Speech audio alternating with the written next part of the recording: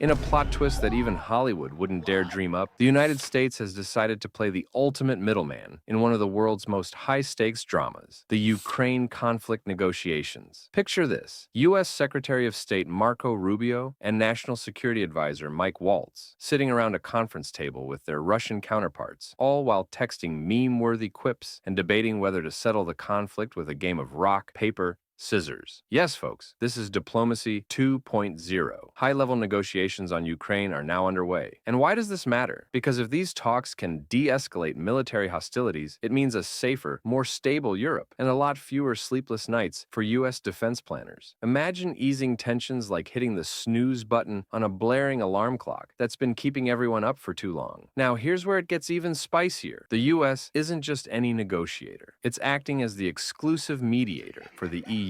That's right, while the EU watches from the sidelines like a group of over-enthusiastic chaperones at a school dance, the US is in the hot seat, juggling both sides of the debate. This move positions America as the ultimate power broker in European security. And trust me, that's no small feat. And just when you thought it couldn't get any wilder, negotiations might even include some serious territorial concessions. Yes, folks, imagine the diplomats discussing, how about we give Russia that one patch of land? It's like trading your last slice of pizza for a free soda. But hey, if it means fewer explosions and more peaceful brunches in Eastern Europe, maybe it's worth it. Meanwhile, Moscow isn't going to sit quietly. They're demanding assurances regarding Ukraine's NATO ambitions, basically asking the US for a chaperone to keep the EU in line. Think of it as Russia saying, hey, are you sure you can handle all this teenage angst without a babysitter? This twist could reshape NATO's strategy and might force the US to re-examine its own military commitments. On a more hopeful note, there's a proposed plan on the table: a ceasefire, elections in Ukraine, and a final peace agreement. If this pans out, it could significantly reduce U.S. military spending in Europe and mend frayed transatlantic ties. Imagine the U.S. saying, all right, Europe, you handle the defense stuff. I'll just be over here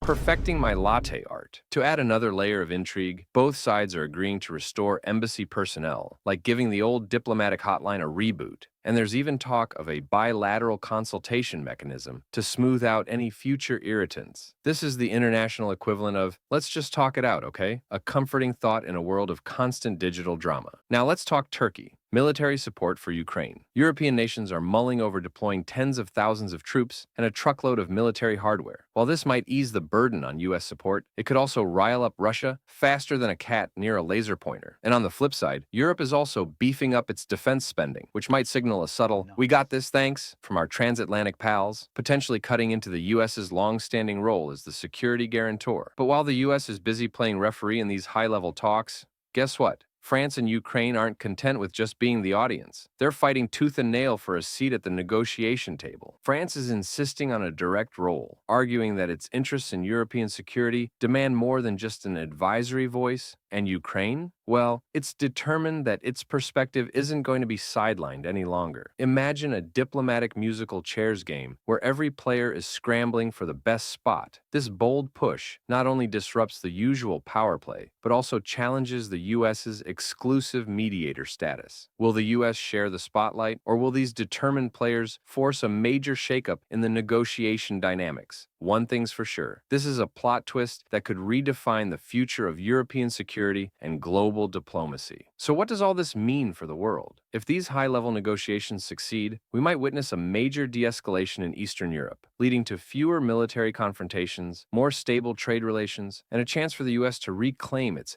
big brother status without having to shoulder all the stress. But if things go sideways, get ready for more headline-grabbing twists, meme-worthy moments, and international drama that makes your daily news binge look like a tamer reality show. Either way, you'll need Offbeat Outlook to break it all down for you. So hit that like button, subscribe, and drop your thoughts in the comments. Should the U.S. be the world's ultimate mediator, or is it just another plot twist in global geopolitics? Until next time, stay offbeat.